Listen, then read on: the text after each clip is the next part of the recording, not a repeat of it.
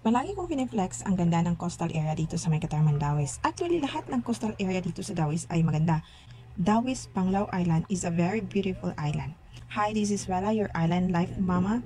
Share ko lang sa inyo yung ganap nung si Bibi Sam ay first time niyang naligo ng dagat. As in, consciously alam na niya paano mag-enjoy sa dagat. It is not his first time, pero yung nai-enjoy niya yung dagat at nakakapaglaro for the first time ay first time niya. Usually, kagaya na ibang bata, ayaw nang umahon sa dagat.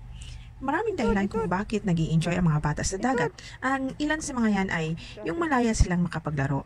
Ang dagat ay nagbibigay ng malawak na espasyo para sa iba't ibang aktibidad tulad ng pagtakbo, paglangoy, at paglalaro sa buhangin.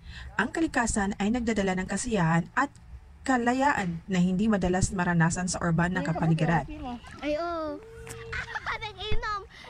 Ang pakiramdam din ng pakikipagsapalaran. Ang dagat ay puno ng bago at kakaibang karanasan tulad ng pag-alon, pagkakita ng mga isda, kabibi at iba pang nilalang dagat. Nakakapukaw ito ng kanilang kuryosidad at imahinasyon. Ang paglalaro din sa tubig ay natural na atraksyon para sa mga bata. Mahilig silang magtampisaw, magtalsika ng tubig o maglaro ng iba't ibang laro tulad ng pagtayo ng sandcastle o paghahanap ng mga kabibi. Kalma at saya ng kapaligiran, ang preskong hangin, ang tunog ng mga alon at tanawin ng dagat ay nagbibigay ng relaksasyon at saya sa kanila kahit bata man o matanda. Ang pagpunta sa dagat ay madalas na ginagawang family outing o bonding moment. Ang masayang interaksyon kasama ang pamilya o mga kaibigan ay nagpapataas ng kasiyahan hindi lang sa bata pati sa matanda. Marami ding pagkakataon na matuto ang mga bata sa dagat sa pamamagitan ng mga karanasan sa dagat.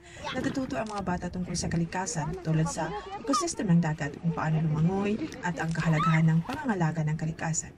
Ang simple ng dagat at ang dami ng posibleng gawin dito ay dahilan kung bakit sobrang nag-i-enjoy ang mga bata dito. So, hanggang sa susunod mga kaisla, salamat sa panonood. Thank you, bye-bye!